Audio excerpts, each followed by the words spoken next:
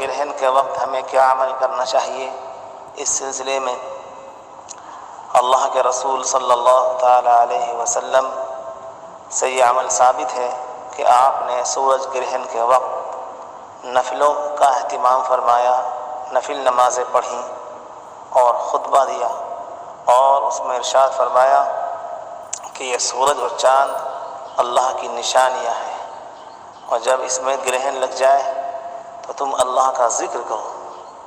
صحیح بخاری میں یہ حدیث موجود ہے۔ اس لیے علماء نے لکھا ہے کہ جب سورج گرہن ہو تو اس میں ہم نفلوں کا اہتمام کریں۔ مردوں کے لیے بہتر ہے کہ وہ جماعت کے ساتھ نفلیں پڑھیں جن میں لمبی لمبی صورتیں اور لمبا رکوع اور لمبے سجدے کیے جائیں۔ اگر جماعت کا موقع نہ مل سکے تو تنہا تنہا نماز پڑھیں اور اس میں لمبی صورتیں پڑھیں، لمبا رکوع کریں، لمبے سجدے کریں، اور جب تک سورج گرہن رہے اس طرح سے ہم نفلیں پڑھتے رہیں تو یہ زیادہ بہتر ہے۔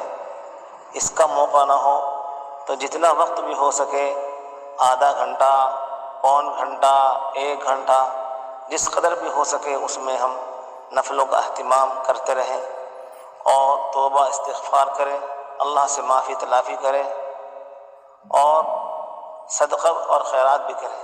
صدقہ اور خیرات کرنے سے بھی اللہ تعالیٰ کا غضب، اللہ کا غصہ ٹھنڈا ہو جاتا ہے۔